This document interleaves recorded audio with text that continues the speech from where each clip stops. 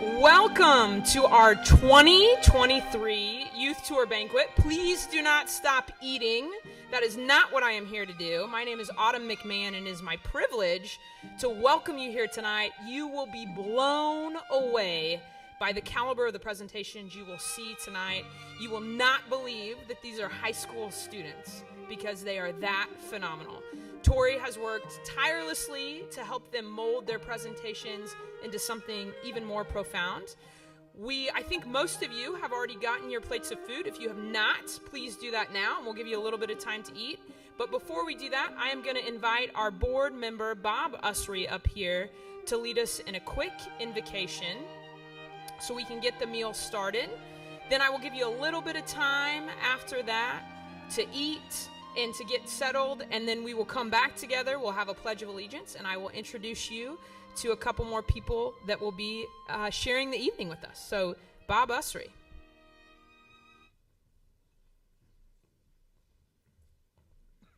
Thank you, Miss Autumn, and good evening, everyone. Thank you so much for being here. Let's just go to the Lord in prayer. Can we do that? Lord, thank you so much for this day. Thank you for these young people that are here tonight, Lord. I ask that you bless each and every one of them. You know, Lord, there is a difference in being a participant and being a top quality speaker. And tonight, Lord, there are so many of those, and we know that. We know that because that's how it's all brought forth to get them here. So I ask, Lord, that you bless each one of them. Bless their families for being here. And I know that everyone wants to win, and everyone will. In some way, fashion, or form, help that to happen. Thank you for Patrick, our CEO, and for all the folks that are here tonight serving from the co-op as well as the other directors. We sure love you, Lord, and we ask that you bless this food to nourishment of our bodies. In your name we pray, amen. Thank God. Please enjoy the rest of your food, and we'll be back in just a moment.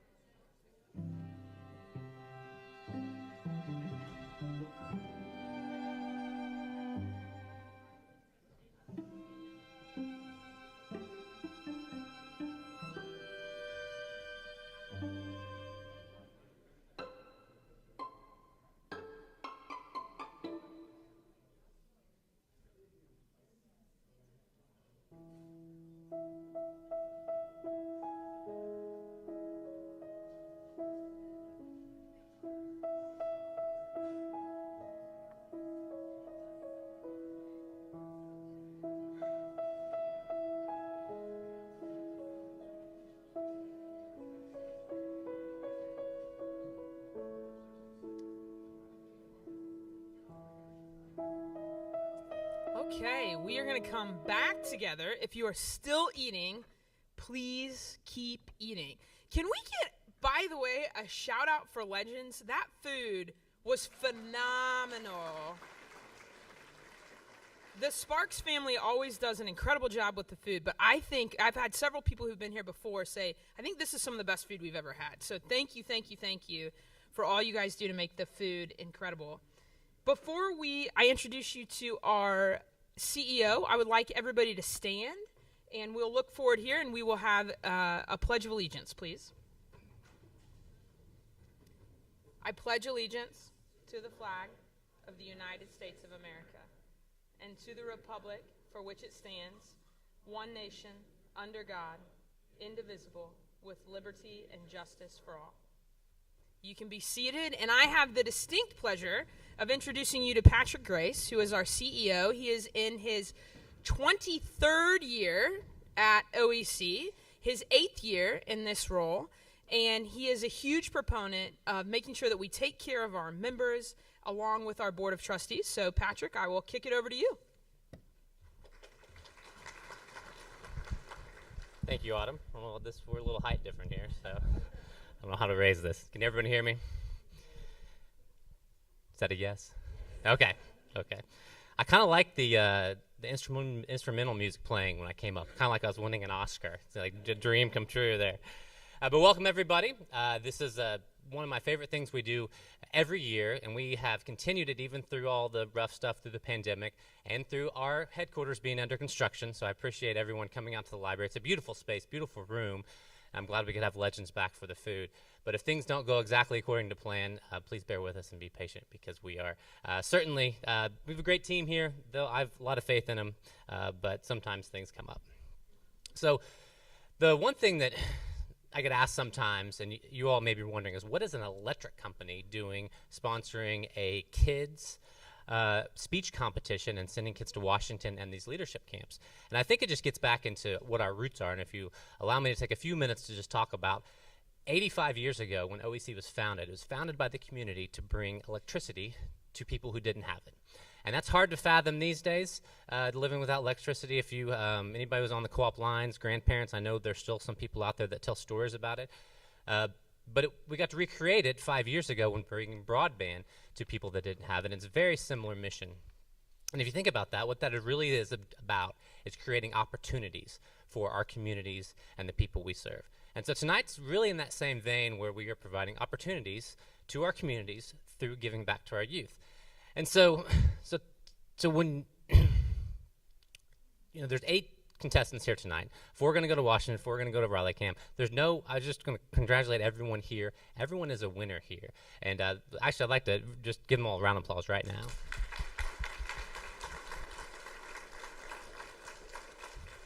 But tonight is an opportunity. Tonight is an opportunity to showcase yourself, and no matter what happens in the next 2.5 hours, you will be a better version of yourself by the end of it. And That's about all from me. I know no one really wants to hear me speak. That's not what everybody's here for. Lastly, I would like to thank the judges. If this is as normally, judges have a very, very tough task, and I am glad I am not making those calls. So welcome, everybody. Thanks again, and I'll turn it back over to Otto. Thank you.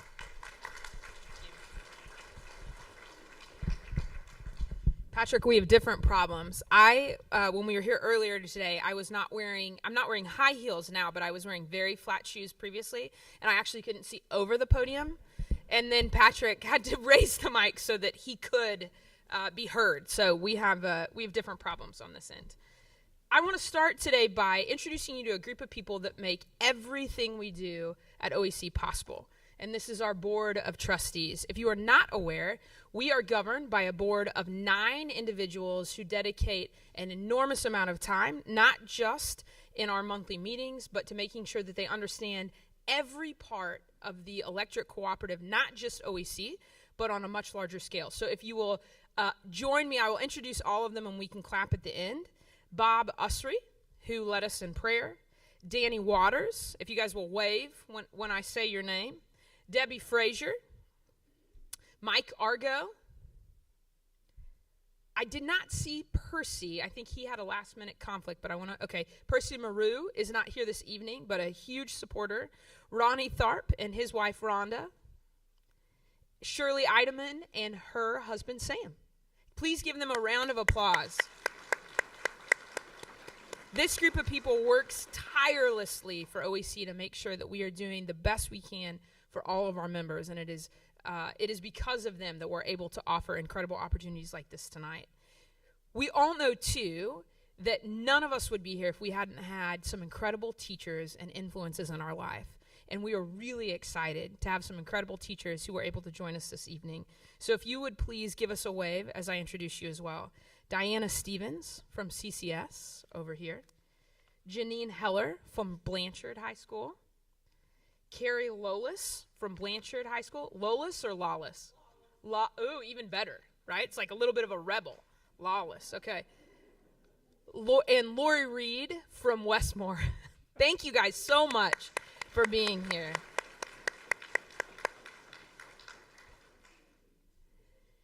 We also have 3 individuals who have dedicated their evenings to us tonight. Our judges, as Patrick said previously, it is not an easy job. So we did not tell you that when we asked you to come. So I'm sorry in advance for the decisions you're about to have to make. I want to start by introducing Lindsay Denso, who's the owner of Fusion Fitness and Yoga. She is also the co-founder of the Brockstar Foundation, which provides financial relief to families with children suffering from cancerous brain tumors. Thank you very much for being here, Lindsay. We also have the Honorable Dick Lowe, who's an Oklahoma House of Representatives representing House District 56. He was elected in November of 2020 and represents the areas of Cato, Canadian, and Grady counties. And he is actually a former ag teacher. Please join me in welcoming Representative Lowe.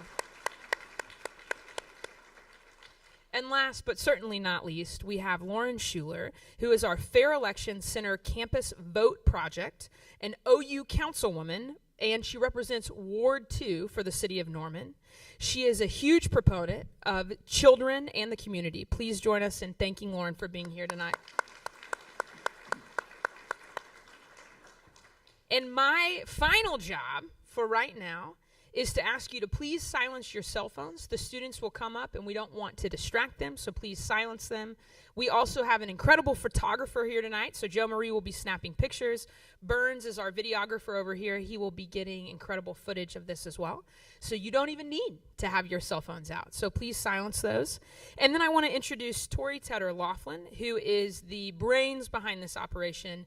Tori has not only worked to make sure that everything from the original essay was set up, she helped select the 8 contestants, has worked with these contestants on their presentations, and has been the brains of this entire operation. So Tori will tell us how the night's going to go. Thank you very much. I'm not quite as tall as Patrick, but I'm just going to come out here. Hi, thank you all for coming. I'm very excited about tonight. I'm very excited about watching these presentations. I just wanted to give you guys a run through on what the competition is. So your students this evening had to do 3 things to get here. They had to imagine a community project. Imagine they were granted $500 to go towards something that would benefit their community. So they had to organize that project and write an outline. They had to make a video promoting their project, fundraising, somehow getting it out on social media to garner attention for their project. And then they had to write a letter to a leader. And this is interesting because as much digital as we do today, there's still nothing as impactful as actually writing a physical letter to your representative, your councilwoman, your governor, and they had to learn how to do that and be succinct in one little paragraph. Communicate your idea, make your ask, and make it clear. And so those 3 things are what got them here today. And they are going to get up here, they're going to pitch to you their ideas. And if you turn to the back of your program, you can pretend you're a judge and score them according to the scoring rubric in the brochure and see if your decisions at the end of the night agree with the judges. And at this time, I'm going to ask all the contestants to follow me, and we're going to start the show.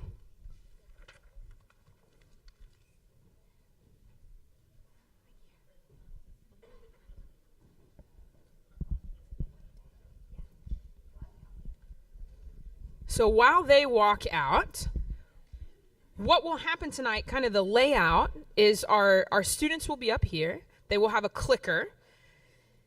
They will have 5 minutes for their presentation. We have 2 very highly trained and esteemed keepers here in the back who will be notifying them. One of them has already told me that I needed to stop and tried to cut me off. So they have red, green, and yellow cards, right? He told me I have 3 more minutes. And then after they have had a 5-minute presentation, the judges will have an opportunity to ask them questions. That will last for 3 minutes. If they go over those 3 minutes with their answers, they will not be counted off for that. We will pull them in one by one. We will introduce their topic, and we will go from there. And currently, we're going to really dramatically lower all the curtains to make it even more dramatic. So give us just a second while they get set up, and we will get them introduced.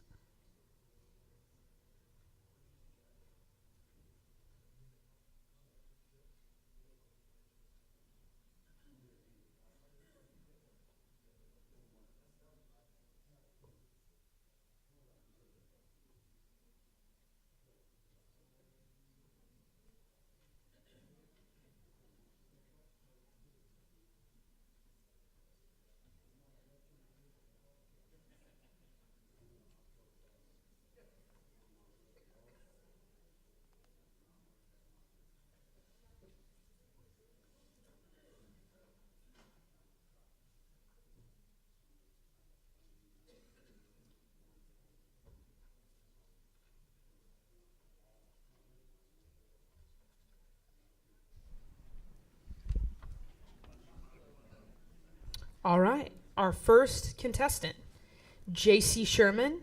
Happy holidays, soldier. J.C. Sherman.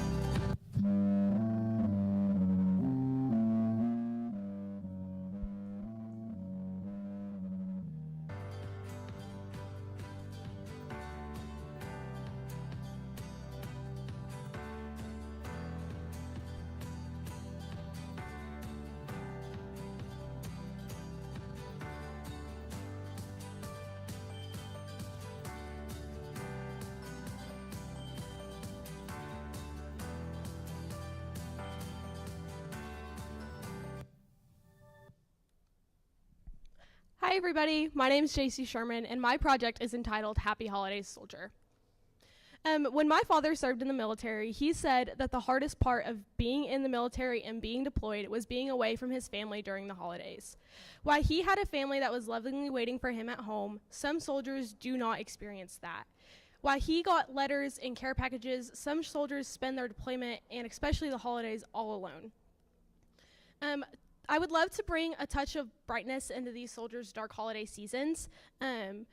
We would put together a community project writing these letters to make sure that these soldiers have some holiday cheer. My goal would be to have at least 250 letters and have at least 100 volunteers. In a town my size, that's a big goal. My local high school student council chapter would set up a letter writing drive in our high school commons, and the whole community would be invited. We would specifically cater to high school students to instill in them a form of community, but the whole community would be welcome. We would promote this by using our high school's Instagram page, Facebook page, and social media by using digital posters like these to not only post, but to print out and hang up around the town. We would use an organization called A Million Thanks to send these letters out, and they need these letters by December 1st to get them to these soldiers on time for the holiday season. Veterans Day is November 11th, which happens to be on a Saturday this year, so that would be the perfect time for to have no students in the building to hold this drive. We would not only have to write these letters, but we would also have to read through them to make sure that they are positive and encouraging, and that we only bring cheer to these people. We would need to put them in groups of 50 and put them in rubber bands so they fit in a little box. After buying the box, pens, paper, it would only be around $50 when our budget is $500. So the remaining $450 would be a donation to A Million Thanks, who runs solely on donations. They've been around since around 2004, and in around the 20 years that they have been an organization, they've sent over 7 million letters to soldiers on deployment. That $450 would keep them going for a while, and like I said, they're solely based on donations. So, yeah.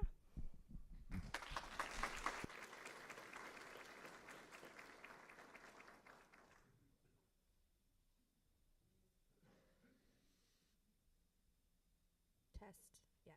Okay, got it. Thank you for your great presentation and your video.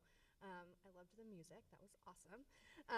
Very uplifting. So one of my, I guess my question is about your budget, since you're only spending about $50 to get the supplies and all of that kind of stuff, and I think that it's worthwhile that you want to make the rest of the $449 dollars to the organization.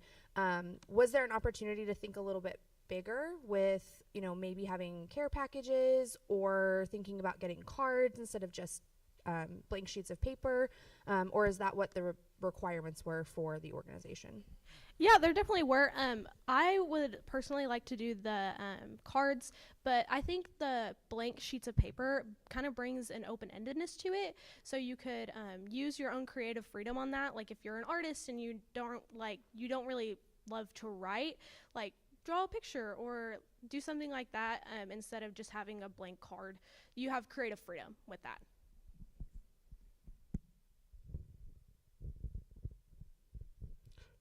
Testing. Oh yeah, I got the deep voice in there. Well, first of all, on our behalf, would you please thank your dad for his service to our country? Thanks, Dad. As I look at your project, I guess had a question, because we see some problems in our communities, whether large, small, or otherwise, getting people to volunteer for the right things. How do you? I know you're talking about your goal is 100 volunteers, and I know the size of Blanchard's, and that you're right, that's a big goal. How do you go about getting that volunteer? And does 250 extra go, or do you have a bigger goal in your mind? Well, 250 is a small goal, but I do believe that we could do a lot more. In our community, we have a really big I think it's VFW program, and I feel like that community would also be a big help in gathering volunteers. We do a lot of work with them in our school, so I feel like if we talked to them and had them campaign with us, getting volunteers through them would be a big help as well. Thank you for your presentation. It was wonderful. I come from a military family as well, so it was nice to see the direction there. Actually, both the other judges touched on what I was going to question about, thinking a little bit bigger and a little bit broader. And also I was wondering, have you already made plans to secure the space and taking care of those sort of logistics? Yeah, so my student council advisor, we've talked a lot about this, and when she heard about my project, she jumped right on it. She was like, we're doing that, we're getting it done. So I haven't talked to my principal about it, but we have kind of, not in detail, but kind of like touched base on it, and it's, as of right now, it's a go. So we're pretty excited about it.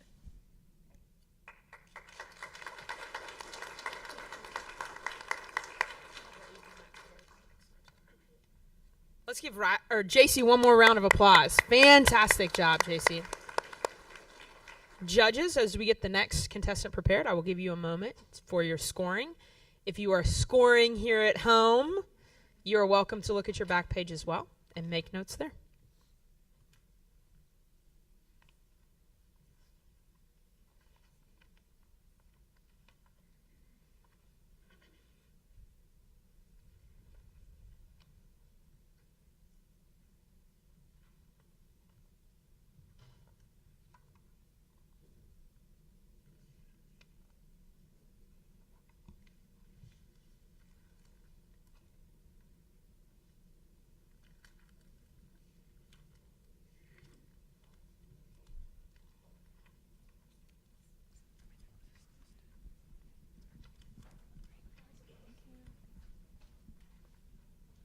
Okay, our next contestant, Riley Reese, Strawberry Project.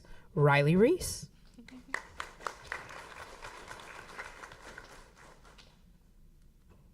Hi, I'm Riley Reese, and this is the Strawberry Project. Now, what is the Strawberry Project, you may ask? The Strawberry Project is an opportunity.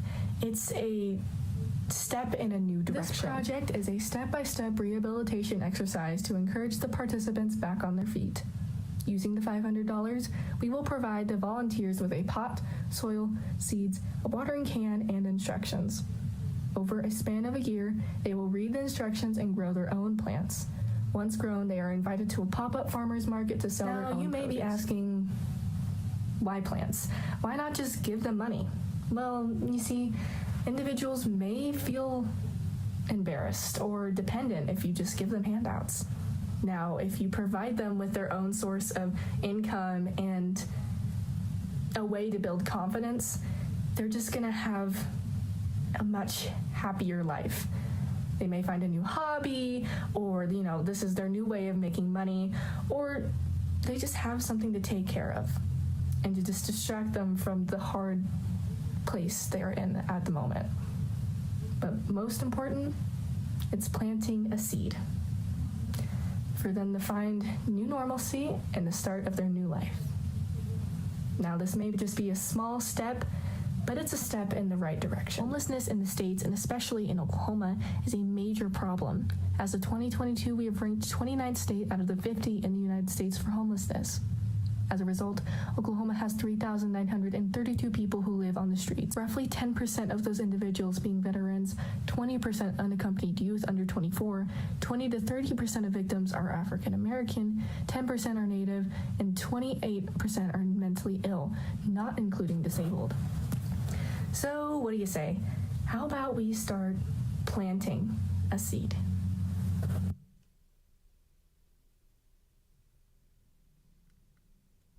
Hi, I'm Riley Reese, and this is the Strawberry Project. Now, what is the Strawberry Project, you were asking? Well, I'll tell you. First of all, you'll have a greenhouse on wheels. We'll get this rolling. My why is most of the people in the homeless community are either veterans, natives, youth, African American, or mentally ill, not including disabled. My plan is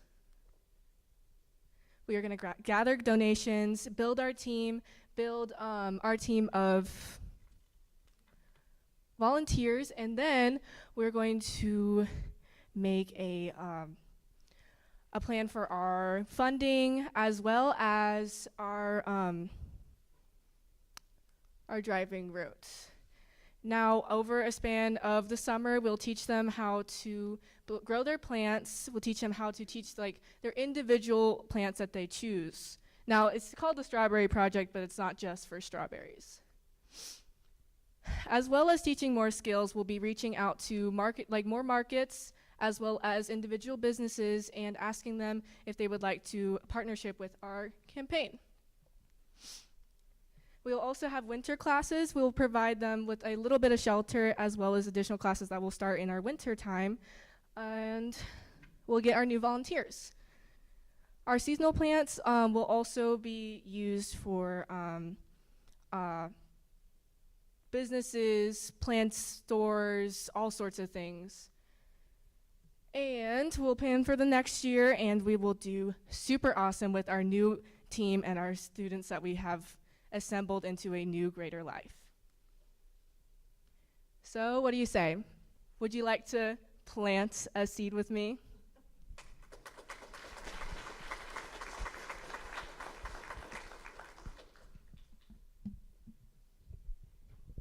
Very great presentation. I love the idea of including some self-reliance and transformation inside of your project. I was wondering if you had any insight as to the budget of continuing this project. Okay, well, so we'll start out with the $500, which will be used for moving trucks, because initially we're not going to have enough money to have our own truck that will be licensed under us. So we will be using the $500 to rent out trucks, and then with our extra money, we'll use it for supplies, and we'll ask businesses to partner with us for soil, water, all that other stuff for our project.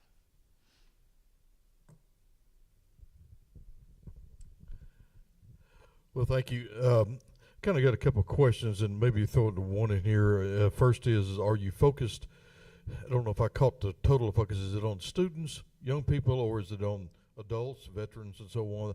Because you had them all in your graph, so that'll be the first part. Second part of it is, homeless have a tendency to be a little bit fluid or migrant from a location, and even though you're talking about a truck or you're going to move too, how are you going to keep track of who started what in that project?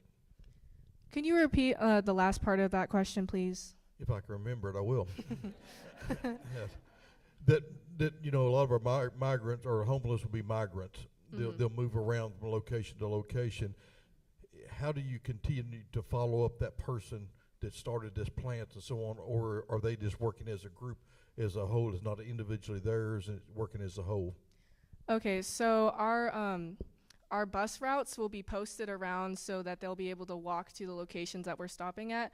Also, we will hit places that have a high rate of poverty and homelessness, so it's usually the same spot every time. I know he asked us another question. There was a two-part to that, so I'll ask that again, and then I'll ask my question. He was wondering what demographic you were planning to focus on. Was it all of those that you listed in your graph? Yes, ma'am. Okay. And then my question is, well, I think that it's a good idea maybe to, move around and have different locations.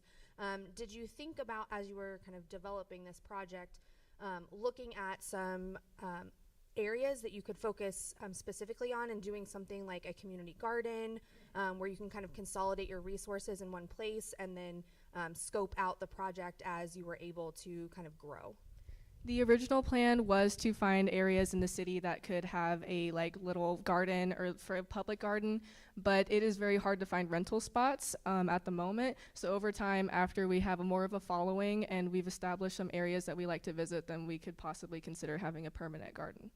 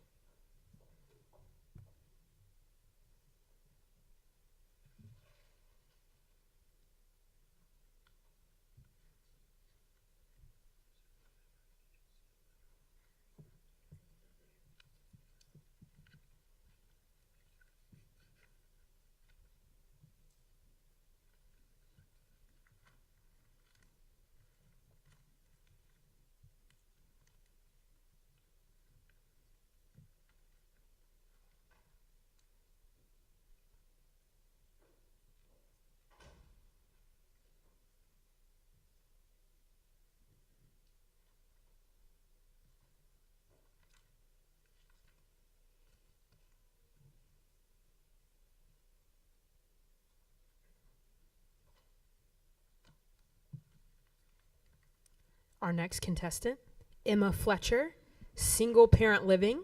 Emma Fletcher.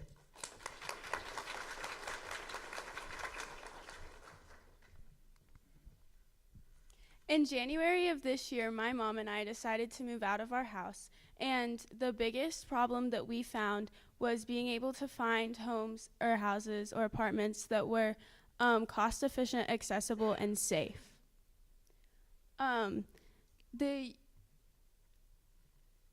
The United Way, the United Way has homeless shelters out there, but lots of them have closed recently due to COVID, and they haven't been able to open back up.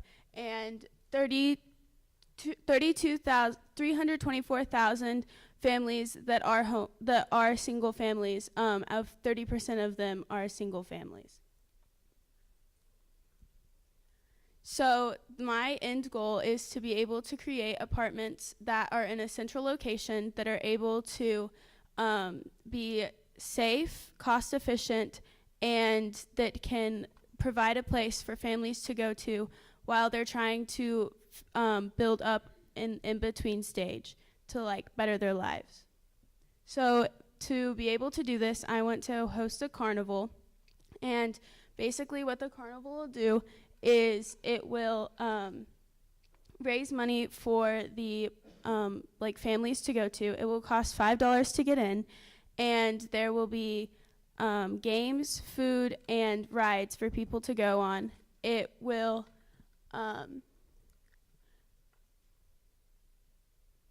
we can also feed the children and like multiple shelters that are around the cities to like donate, and you can basically like go there, have fun, and be able to just like learn more about like what you can do to help. And in February of 2023, we are wanting to be able to ask people to like help and like donate.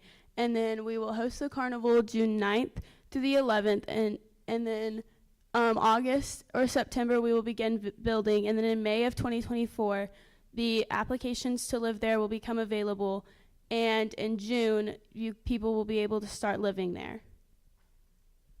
So you can help better families' lives by making it easier, and you can donate at the link on the screen. Thank you. As of 2018, there were 324,000 single parents, and 30% of them were homeless. The number one reason why they are homeless is because there is not a place for these parents to stay that is cost efficient, accessible, and safe.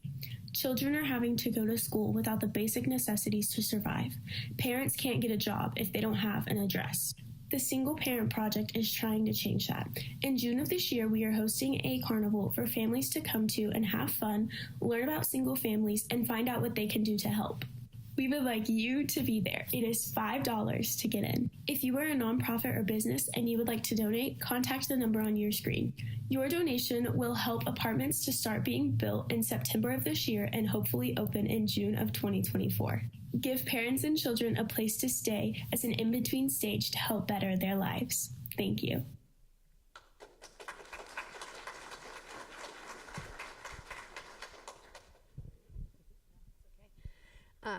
Thank you so much for your presentation and for the project that you are kind of considering.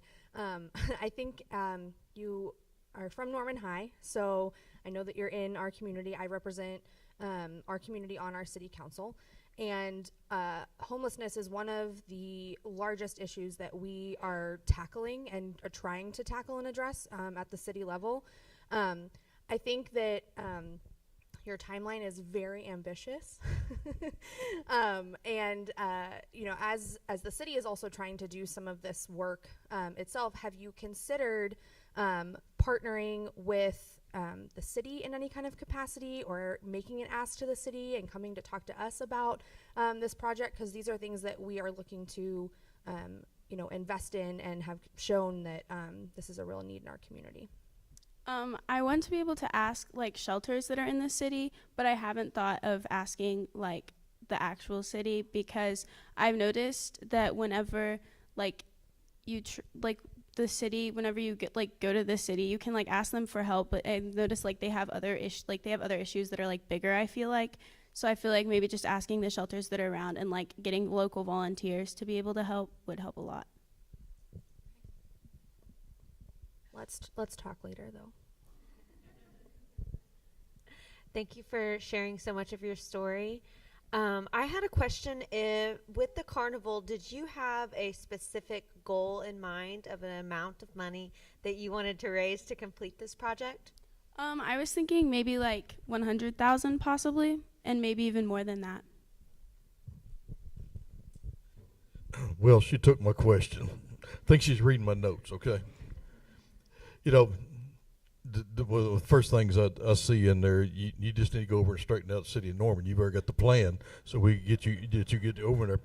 I mean, with the goals, do you have, the question was earlier, this how many dollars do you think, what is the amount of numbers of apartments, buildings, whatever, are you go looking for? You're looking at maybe building 25, 10, 50, what is your overall goal? And dream big. Probably like, I would say 10,000 maybe. I feel like that would be good. But I also know that like 10,000 is not going to solve the issue. You're going to have to build, you're going to have to continue to have fundraisers, and you're going to have to continue to build in other locations. But this is just the start.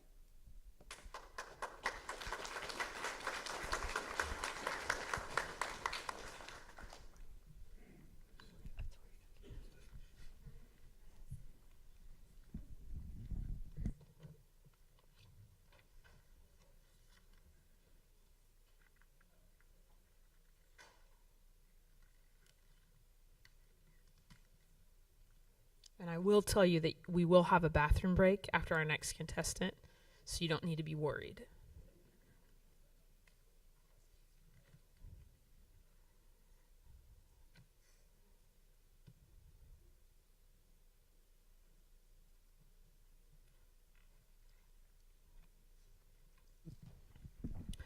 Bria Willoughby, Youth and Fitness. Bria Willoughby.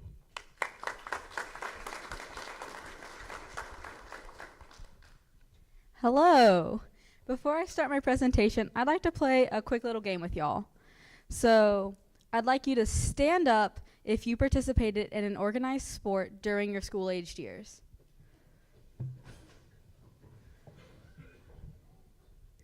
Very nice, a lot of you. Now sit down if you stopped playing that sport after your school-aged years. Oh, that wiped out more people than I expected. Okay, now sit down if you no longer play that sport.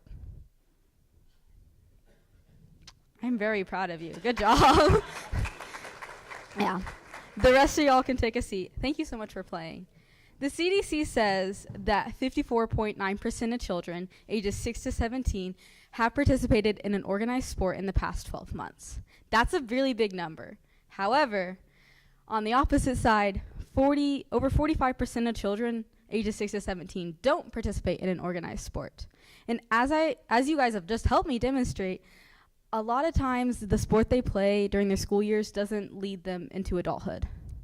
Hi, my name is Bria Willoughby, and I was part of that 45% where I never played a sport, and I still don't. I tried whenever I was really young to play softball, but I never really liked it because it was hot and had to run. I still don't like those things. I try to avoid them at all costs. But that was until 6 years ago when my parents decided to put my sisters and I into our kids class at our local CrossFit gym. And while at first I really disliked it because it pushed my body to new limits, I soon learned to enjoy it and love it as I saw the positive side effects on my health, both physically and mentally. And now I help coach the kids class at my gym, and I love teaching these kids about health and fitness every week, and I love encouraging them in their health, and I love seeing them grow in that too. I would love every kid to have that same opportunity. So I propose that we have a day of fun fitness for today's youth. It will happen at a park, so it'll be outdoors, and we'll have many vendors that will come and share a little bit about what they do. We'll have everything from horseback riding to yoga, and we'll also have nutritionists along with healthy food trucks there to tell the kids about what a healthy plate looks like. As the kids arrive, they will be given goodie bags. Whoa, goodie bags, and they will be able to collect little goodies from each of the vendors and have something to remember them by. Along with that, throughout the day, we will have several activities, including a PVC pipe lifting instruction and a yoga class. So it'll be a really fun day for kids to come and learn about health and fitness, and when they go home, they will be able to tell their parents and their friends all about what they learned. In the future, they will be able to look back at these stickers and pamphlets they got from the event and be reminded about how easy it is to be healthy. Now, I'd like to show y'all my video for the day.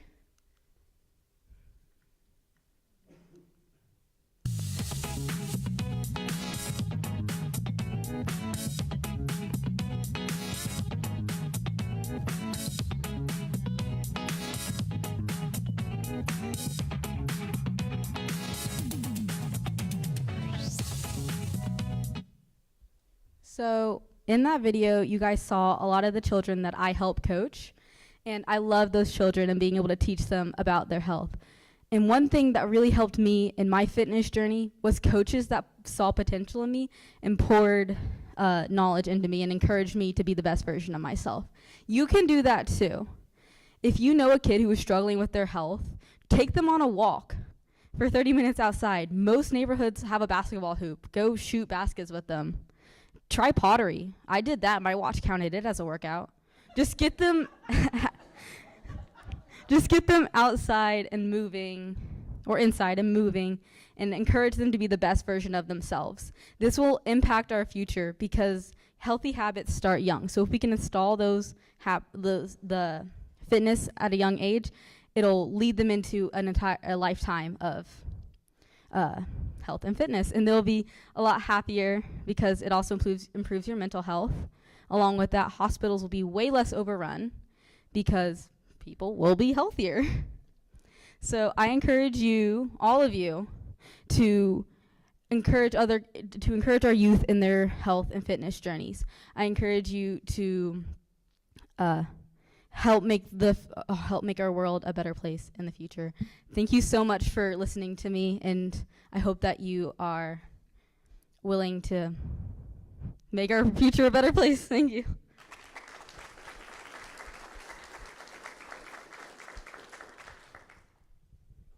Well, I'm going to ask a question first. These two have been grabbing my questions, so we're not going to do that. With all the competition for time, with all the activities we have in our youth and adults also, what are you going to do, advertise or whatever, what are you going to do to engage these kids to get them into those activities of your project?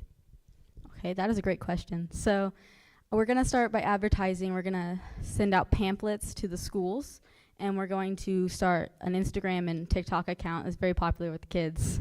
So we'll be able to advertise to them from that.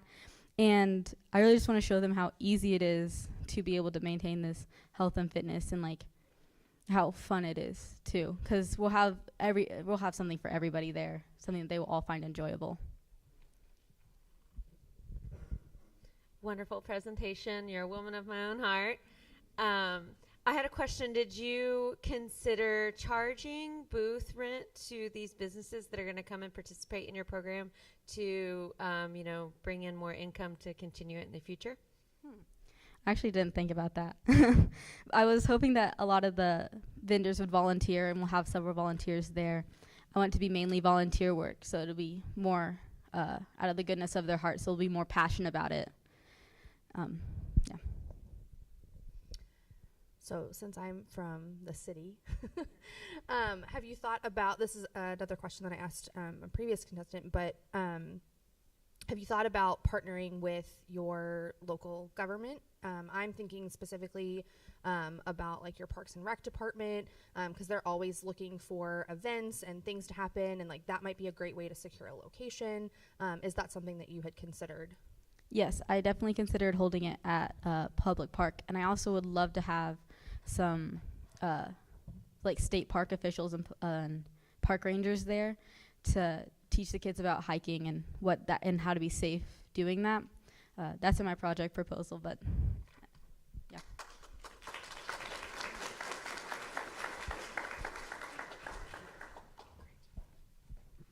we told you this wasn't going to be easy. We've had 4 incredible contestants. We're going to give you a very quick restroom break. Please try to be back in here within 7 minutes, and then we will finish our last 4 contestants. Thank you very much.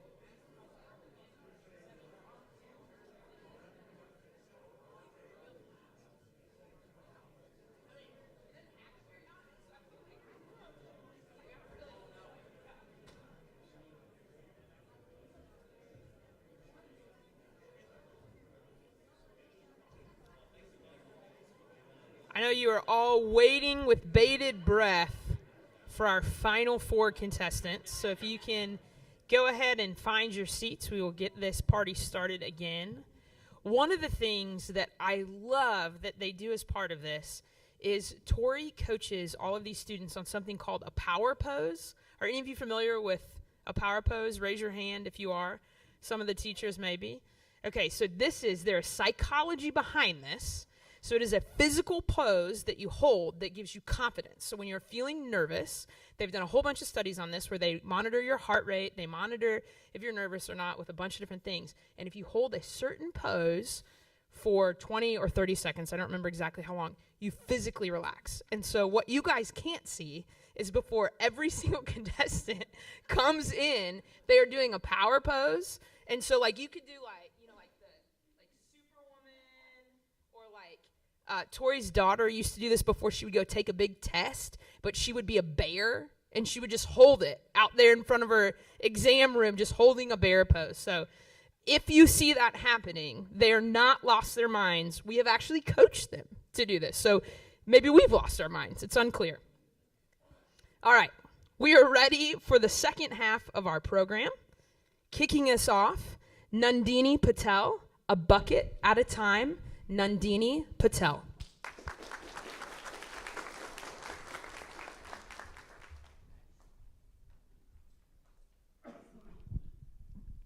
Good evening, judges and guests. My name is Nandini Patel, and before I begin, I want to ask you all a question.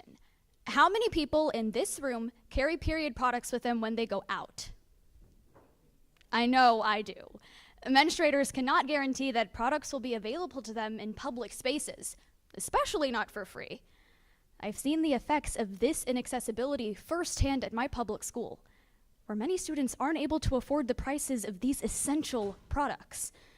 The University of Michigan reports in their article, Period Poverty as a Public Health Crisis, that 1 in 5 girls miss school due to a lack of menstrual products. To combat this, my community service project is a bucket at a time. This initiative started last year when a group of students at my public school collected donations and filled buckets full of period products, like these, in the restrooms of my public school. My goal is to expand a bucket at a time from a project that's within the walls of my high school into one that's benefiting students in the entire state of Oklahoma. Regardless of whether this issue directly affects you or not, we can all agree that since school is compulsory, students' needs should be accommodated for while they're in a learning environment. To begin, a bucket at a time isn't hypothetical. It's successful and in action. Recently, we even received a $500 grant from the PAD project. To expand, school clubs like Key Club would take on the project, and a group of students would be involved and in charge of maintaining the buckets at their respective schools. But how exactly would these students obtain products? Well, that's where you come in. To ensure that products remain free, a bucket at a time would host a statewide period product drive where anyone can donate products or money to an Oklahoma school near them. Now you'll see a video promoting this event.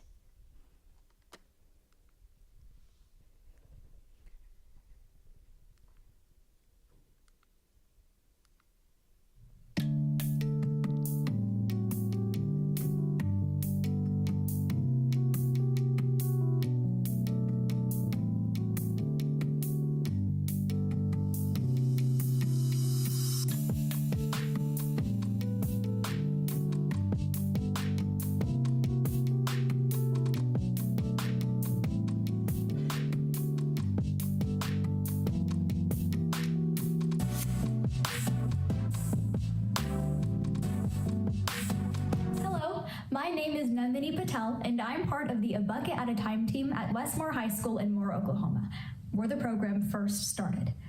Help us fight this silent epidemic by donating in our period product drive. Remember, even one product can go a long way, and we need your help.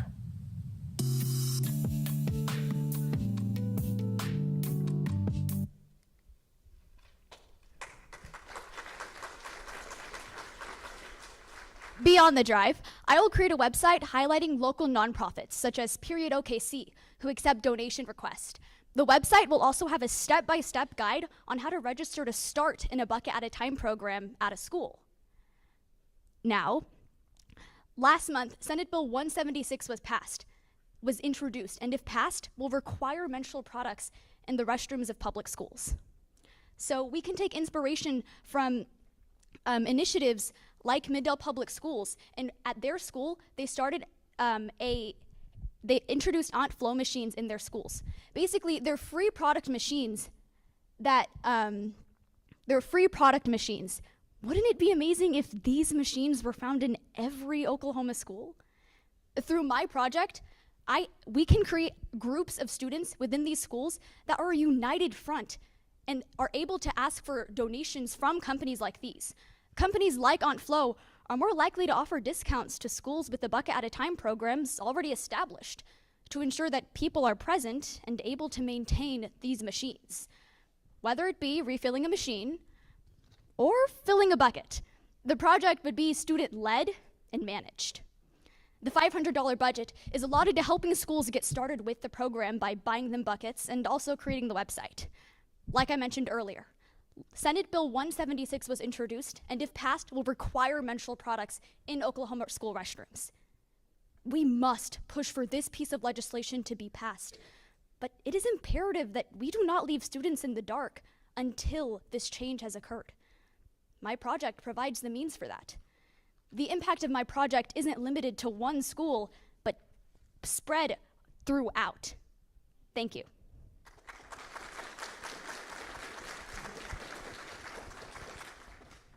Thank you for your presentation. Great job.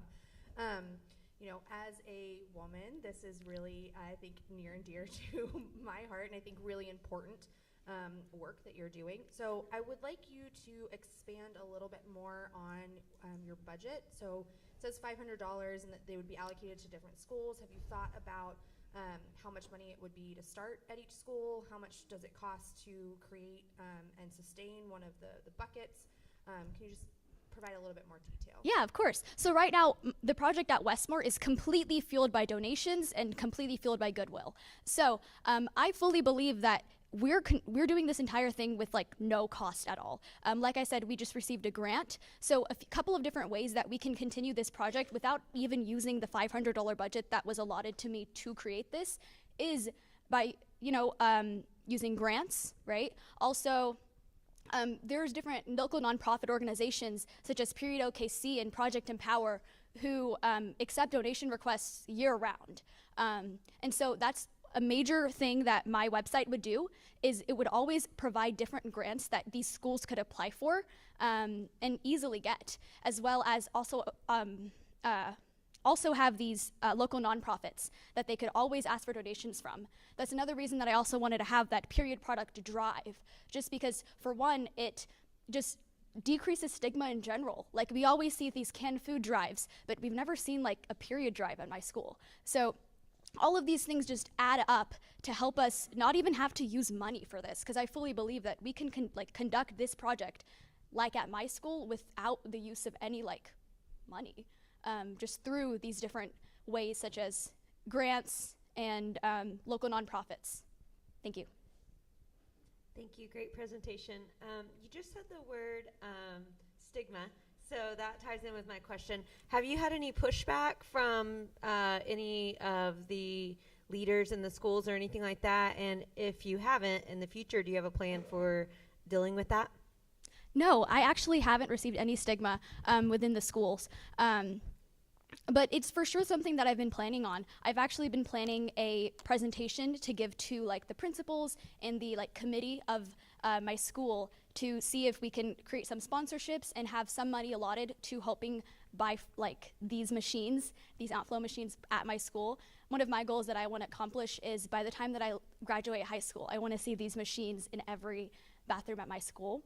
And so I really think that my school is really open and accepting and whatnot. So I think that often we just see work like this and we shy away from it thinking that, oh, stigma, stigma, stigma, right? But in reality, it's not a bad word, right? Period isn't a bad word. Menstrual products are a necessity, and it's something that we all have to come to terms with eventually. And why not do it now? And why not present that to the leaders at my school?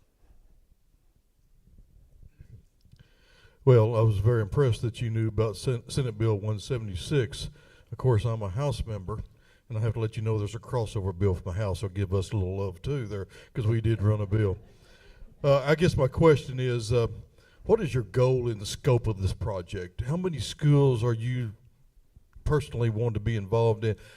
And you kind of answered my dollar number, but anyway, you have a starting point, so you still have to have some funding. So what's the scope that you're looking at? Yeah, for sure. So my goal is that as each year passes, I just want more schools to start adopting this program, right? And I know that there are actually some schools that are doing similar programs to these, but through my website, I can offer even them like the support to continue those programs at those schools and to keep pushing to not only have it in one bathroom, but to have it in every bathroom, right? So this started as in just one bathroom in my school, and now it's in almost every single restroom in my school. So basically my goal is as each school year passes to add 3 or 4, honestly, as many districts that can adopt this project, it would just be completely beneficial to the entire school as a whole and to the students of that school.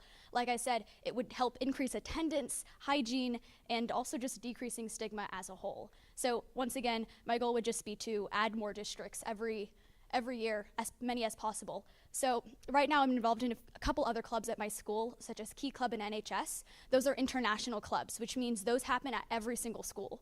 So that's one of the key ways that I would broadcast this project to get those out to not only my school district, but other ones. Hopefully scheduling meetings and presentations just like these to those other districts and those other Key Club and those other NHS clubs at different districts.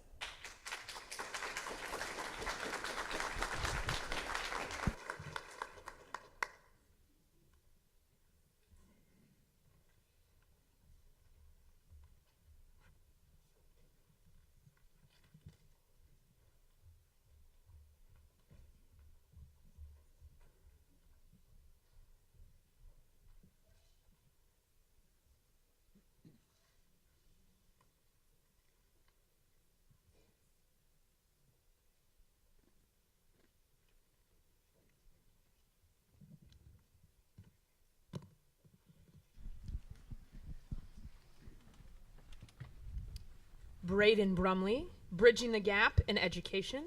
Braden Brumley. Hi everyone, my name is Braden Brumley. I'm a junior at Newcastle High School, and my service project is called Bridging the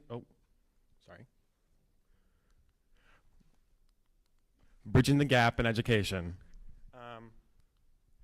So Bridging the Gap in Education is a service project dedicated to helping young adults who didn't have the scholarship or didn't have information on scholarships or financial aid when they were in high school, and to help them pursue a higher education. So what will we be talking about?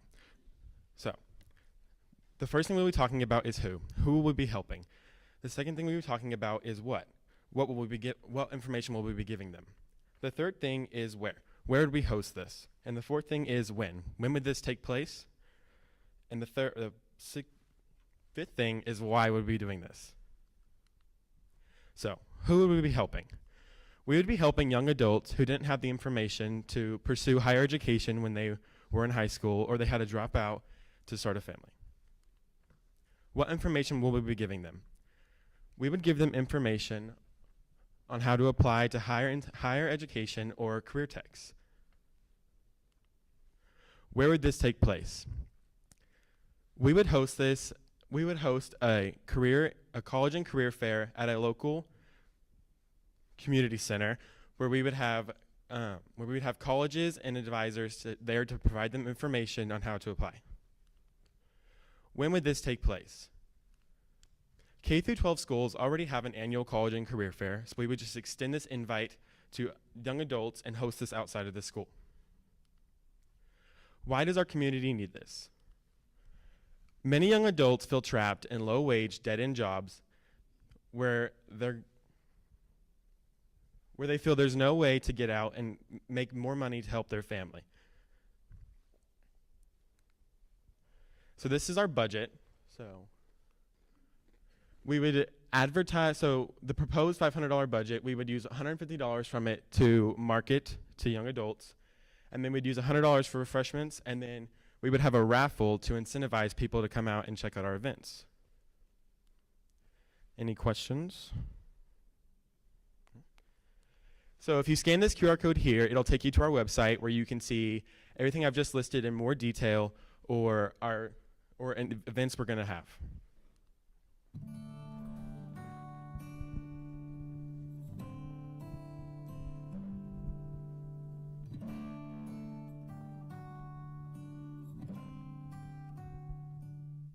Bridging the Gap in Education is a service project to help young adults who didn't have the information when they were attending high school to apply for scholarships and financial aid.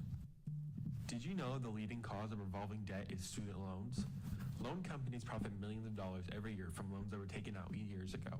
Our mission is to provide information to young adults who want to go back to school on how to apply for scholarships and financial aid.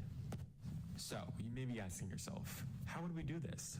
We would achieve this goal by hosting college and career fairs targeted to young adults. At these fairs, we would have colleges and counselors there to provide information on how to apply.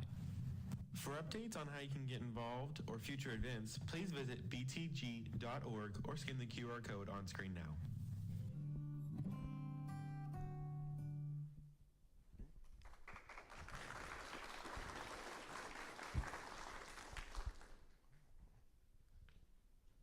So I saw that you would spend some time on marketing and some money on marketing. Were you planning to limit that to just flyers? And also, what sort of areas are you planning to do this marketing, since these young adults aren't necessarily in one certain area? Thank you for the question. So for the flyers thing, we wouldn't just do flyers. We would do billboards or stuff like that to make sure we could reach as many young adults as possible.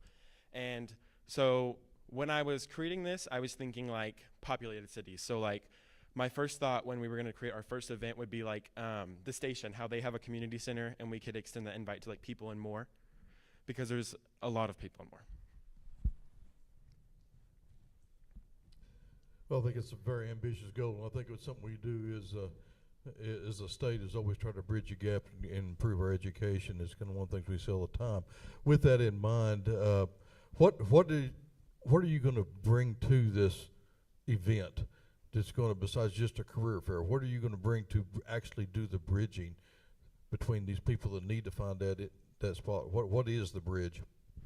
So the bridge is the attainable information we're going to give them. So some of this information, it would take you like, some of this information is Googleable, but then some of this information is also like, oh, you have to go travel to the college to see this. So I feel like this would make it really tangible for people to get the information on how to apply, to be able to get those scholarships or financial aids. So I know that any successful career fair has partnerships or people that want to come and provide information. Can you talk about how you're going to recruit individuals and kind of people to set up booths and to provide this information at the fair? So thank you for the question. So how we would do this is, I feel like it would play into our marketing as well. So like or travel to schools and ask them if they wanted to come set up, because like at Newcastle, every Wednesday we have colleges come out and provide information on how to apply for their school, and like basically like tell us what their school is about. So I feel like we could market that to schools and be like, oh, if you want more people to come to your school, you can come to these fairs and recruit people.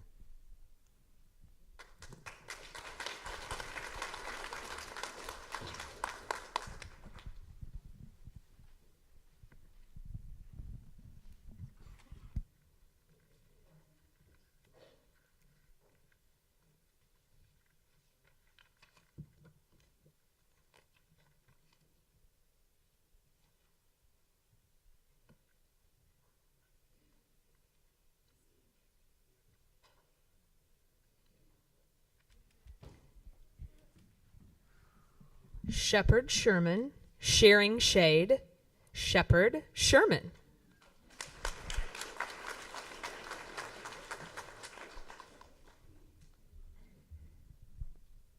Good evening. My name is Shepard Sherman. My program is Sharing Shade, Strengthening Foster Families Through Outdoor Adventures. So the purpose of Sharing Shade is to provide an opportunity for foster teens to gain valuable outdoor skills and experiences that they might not have a chance to get otherwise.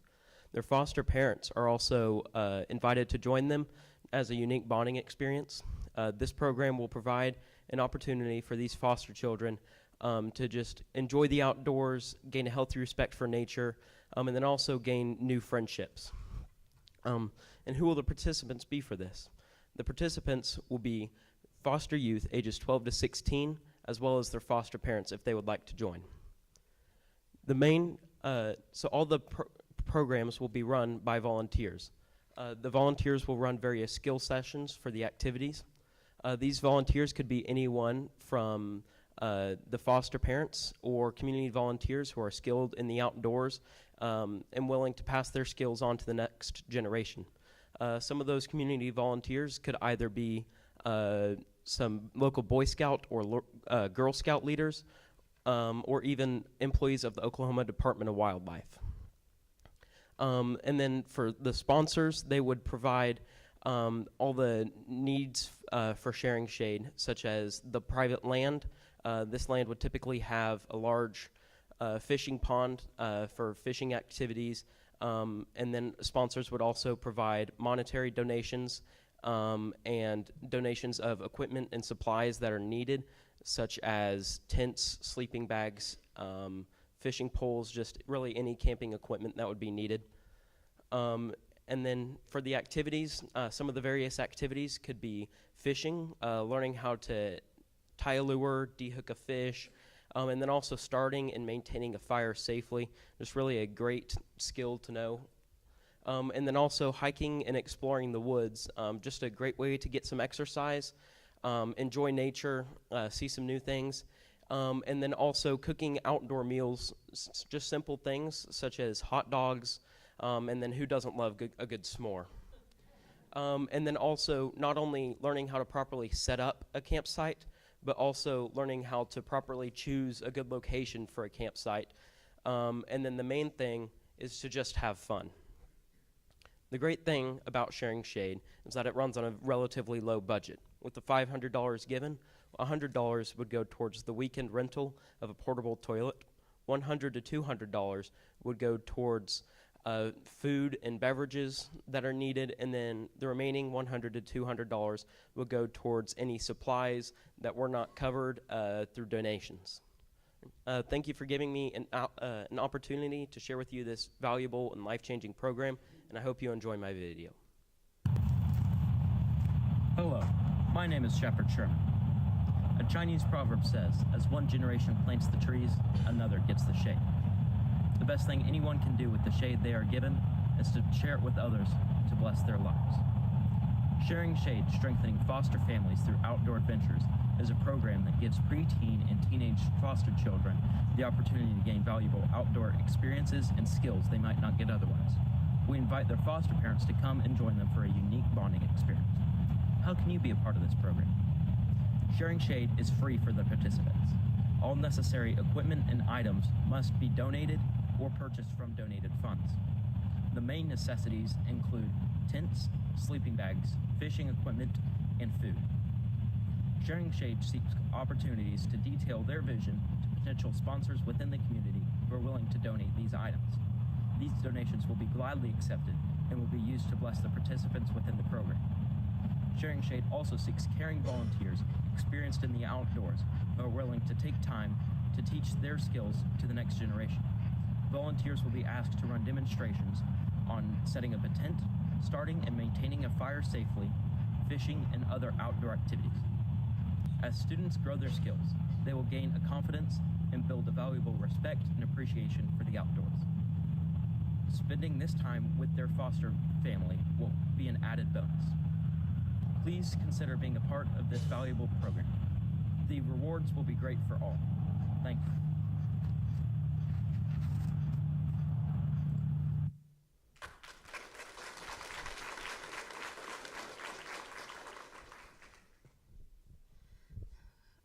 Great job. So my question is, you had mentioned the Boy Scouts and Girl Scouts in your presentation as potential partners and helpers with this. Can you explain a little bit more about why this program is different or unique, and why are you targeting it specifically to kids in the foster system? So this is different from Boy Scout and Girl Scouts, just because it's like it can be a weekend experience. As Boy Scouts and Girl Scouts, they're very extensive. They can last for over a year. But this would just be a weekend, just camping for 2 nights, just a great time to just enjoy the outdoors. And then what was the second part of your question? Oh, sorry. Never mind. Great presentation, and I see that you've noted that you would use community donations. Can you tell me a little bit about how you would acquire those donations, what your plan is for that? So yeah, just there would be several businesses who would be willing to just provide donations. Some businesses would think that's a great idea, and I would love to donate towards that to just help those children out. And then also some people would use it to see it as an opportunity to to further their own business, to provide their own publications. So yeah, just stuff like that. Well, thank you for this presentation. Foster kid involvement has become a focus of mine this last couple of years. They told me I can ask one question, so I'll put it in 2, okay? Okay. And what motivated you to choose this project? What was your motivation? And the second part, how many you want to impact? How many students do you think or foster kids can you impact a year in this project? So I chose this program just because I've been blessed with opportunities to spend time in the outdoors, to gain just these valuable skills that I talked about. I've really enjoyed having those opportunities, and I would love to share those with other people. It's something that I really care about, and they always don't really have an opportunity to gain those same experiences that I have. And this would be a great way for them to be able to do that. And then as for how many I would like to reach, as many as I can. I don't really know how to put a number on that, but one event could probably have 15 to 20 foster children. And then it's also not just a one-time event. It can be several times. So I just think it would just be, I would like to reach as many people as possible through that. But. Mm-hmm.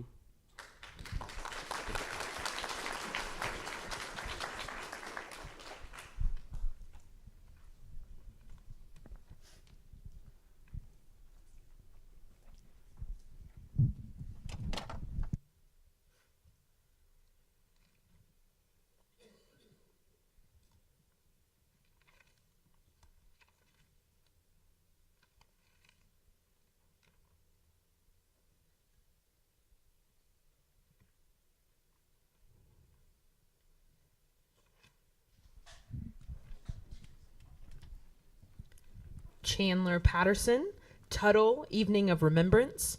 Chandler Patterson.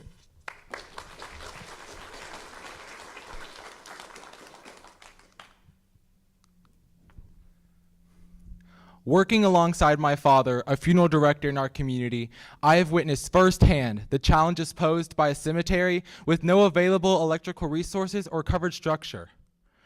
During and following the COVID-19 pandemic, we have continuously been presented with the need for a natural outdoor setting to host a memorial service, whether it be for safety concerns, personally held beliefs, or the desire for something unique.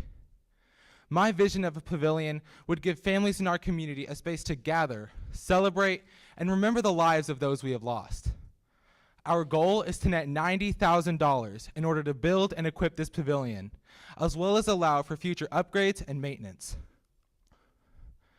When my grandfather passed away in 2020, in what we thought was surely the middle of COVID-19, we realized there was not a space in town that could accommodate the kind of socially distanced memorial service we envisioned for him.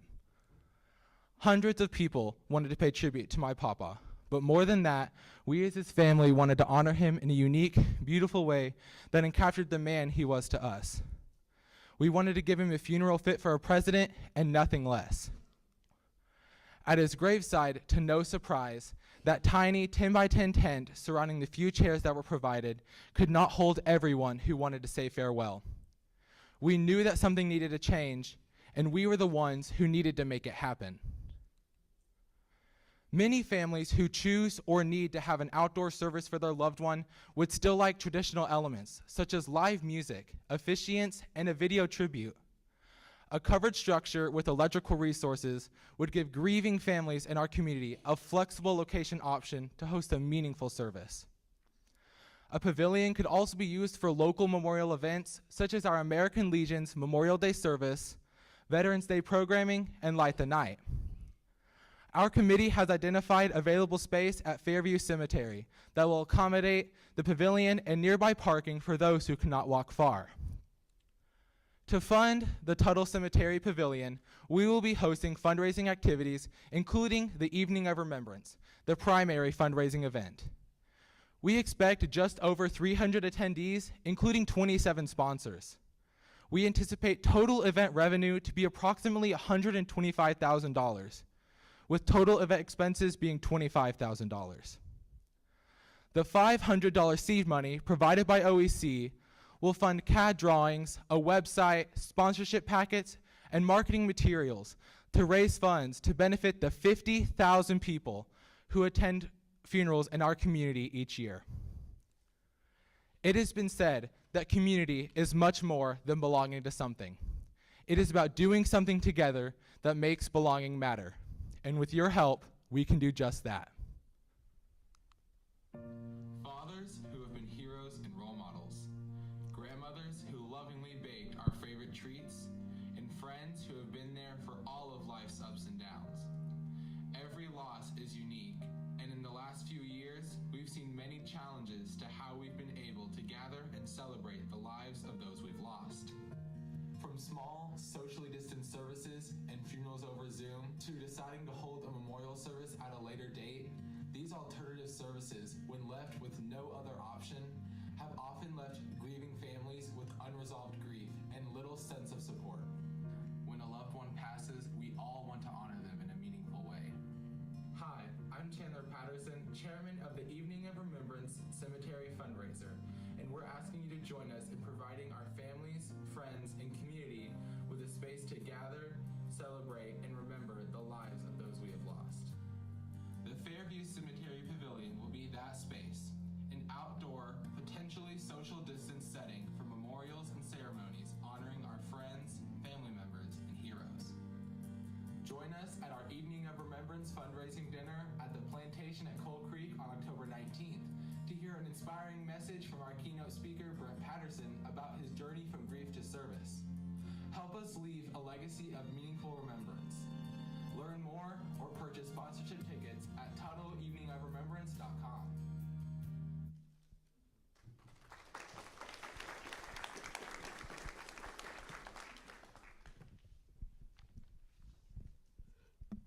You know, as I look through your proposal and spreadsheet,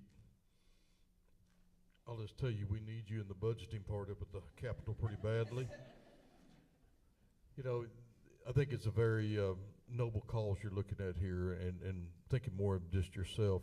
But what made you, I know the family connection from watching the video, what makes it important to you?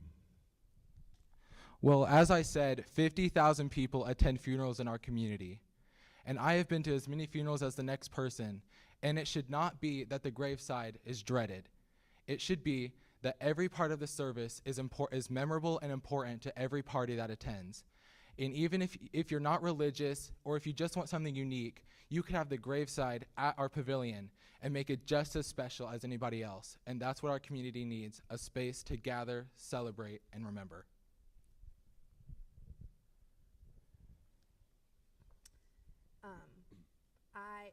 First, I would just like to say that this is extremely impressive. Looking through the materials, so I sit on the city council here in Norman, and frankly, I would love to have somebody like you in my community that comes ready with a multi-page document with a full-fledged budget, telling us, hey, look, and I know exactly how we're going to pay for it, and I'm not asking you for any money, but can you help me on, if there needs to be zoning changes or any of those kinds of things. So you have sent a letter to your mayor. Yes, ma'am. So what reception have you received from the city, and kind of are you working through any of those processes through this project right now? Well, after I sent the letter to our mayor, he responded that I will need to work with our planning commission and our cemetery board in order to get permits for the land and for the building permits, and it is going steadfast, and we are on track to hold our event on October 19th to raise money for this cause. I don't have any questions, actually. This was wonderful, and I want you to come volunteer for my foundation. Thank you. Seem to do a so great much. job. Thank you.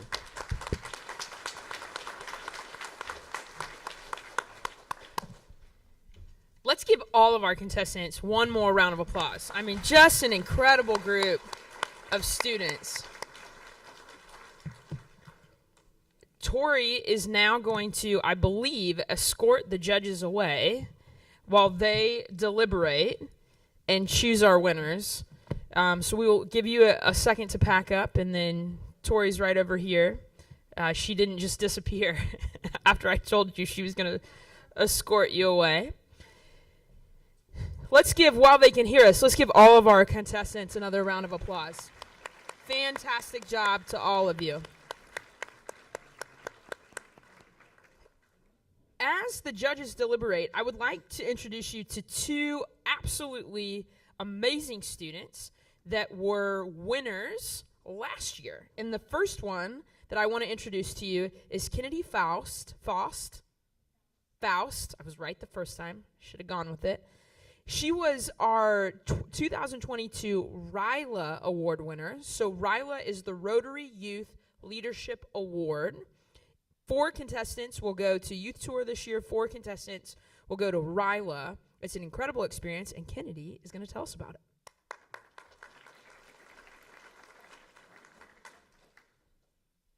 Hello, all. Can you hear me? All right. Well, I was pretty much exactly here last year. I'm very proud of all of the contestants. You all did amazing presentations. It brought me right back to where I was last year, and I was so very nervous. But trust me, a year later, I don't even flinch at school presentations anymore. So some people, even, a few other people when I went to Camp Ryla, seemed to think that it was a consolation prize, that it was, oh, I didn't make it to Washington, so they're trying to give me something to do. And honestly, I was in that boat for a little while, and I was super terribly nervous the first day I went. I didn't talk to anyone in my cabin for maybe 30 minutes. I was alone. I didn't have my mom. I was like, I don't run away from things, but I was high-key tempted. But I started talking to my cabin mates, and I started bonding with people within that first day. And ever since then, I have been dying to go back. I got into the competition because I've been told I'm a very eloquent writer. My whole thing was I wrote a really good essay, and I'm like, that's the only reason I'm here. Why am I at a leadership camp? This makes absolutely no sense. And that's part of the nervousness. But then I got there, and they started teaching me all these things about alternative leadership, about how it's not just about having the loudest voice in the room. It's about working with people and seeing their strengths and seeing how to make a better team. By the end of the week, I was absolutely in tears to walk away from all the friends I had made, the groups and forms of bonds I had made. They even asked me, hey, can you talk in our video, which I don't know if they're going to play. I don't know if we have enough time for it. But they wanted to hear from me about how I felt. And I genuinely hope that you guys who get to go don't see it as a consolation prize. Even if I'm saying no matter what I say, you're going to feel how you feel. But you get there and you realize that I'm telling the truth. I also even got, I hope to see you guys there as well, because I even got asked to come back as an assistant counselor, and I 100% can't wait for this summer.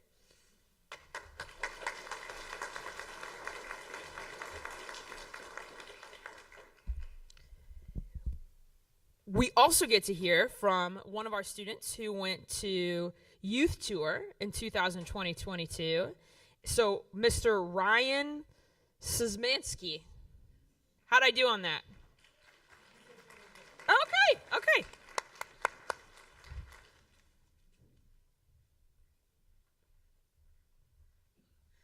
Hi guys, my name is Ryan Quinn Szymanski, and I went to the 2022 youth tour. I met some of the best people in the world at the youth tour event. I had so much fun in DC. OEC is very, very kind in giving us extra money to pay for food, souvenirs, anything that we may want.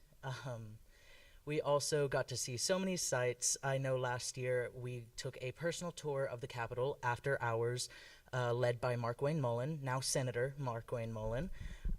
We were able to go to places that most tours would not be allowed to take you, and it was so much fun.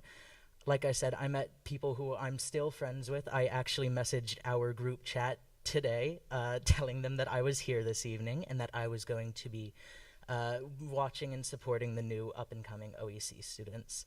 So for those of you who make it, I want to tell you, I know that your parents are going to tell you, take so many pictures, do it. Take all of the pictures that you can.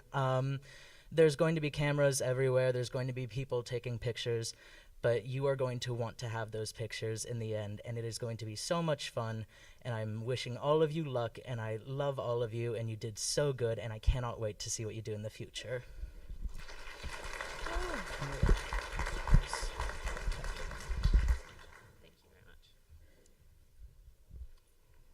While the judges are deliberating, I wanted to take this opportunity to introduce you to a couple other familiar faces. You've gotten to meet or at least see or wave our board of trustees, and we have a handful of OEC employees here.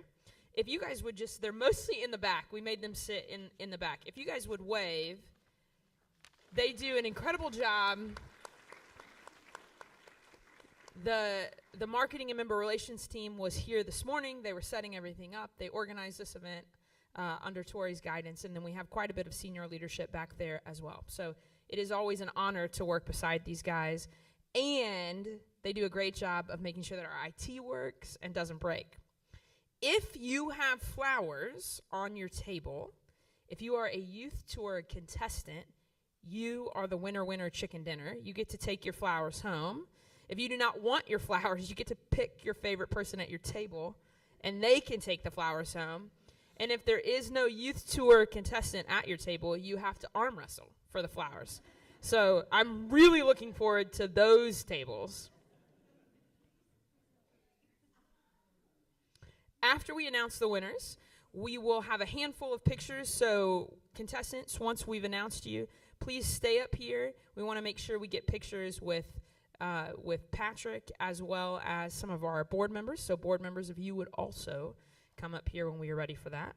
And if you would kick off some very suspenseful music while the judges deliberate, that would be fantastic.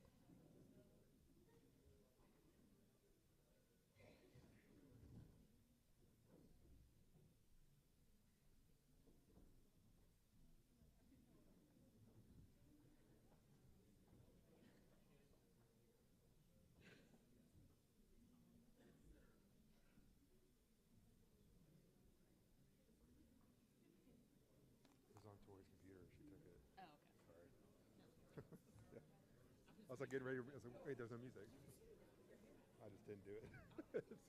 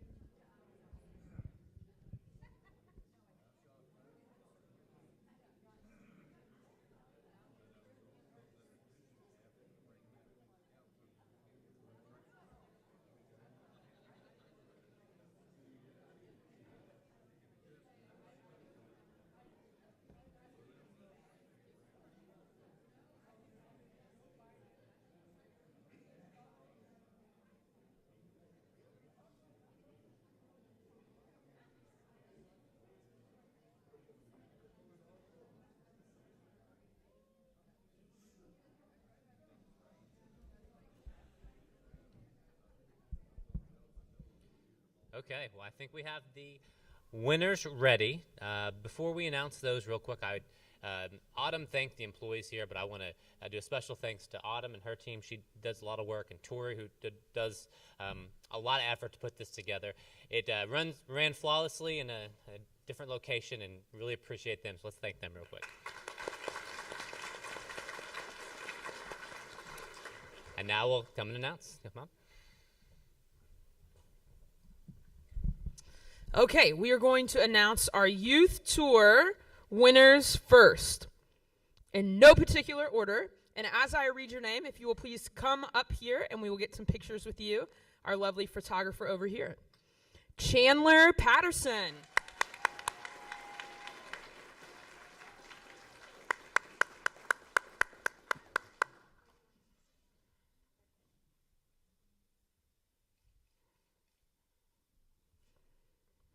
Our next winner, Nandini Patel.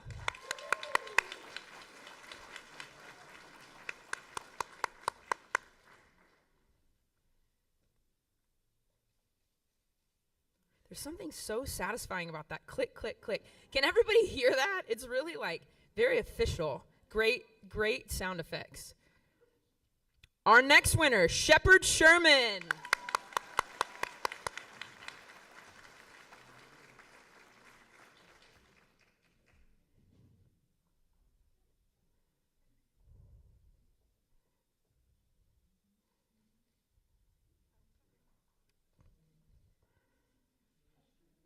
And our final youth tour winner, JC Sherman.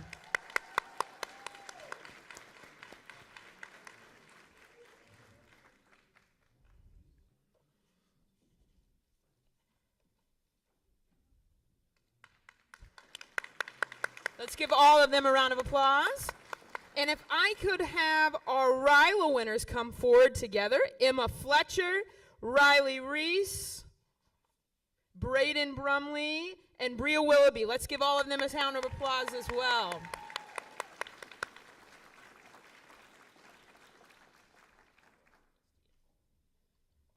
All right, well, we will get pictures with all of these winners. Thank you all for coming.